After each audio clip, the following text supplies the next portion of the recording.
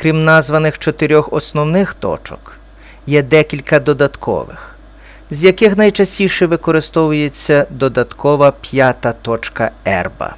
Вона локалізується в місці прикріплення до груднини лівого 4-го ребра.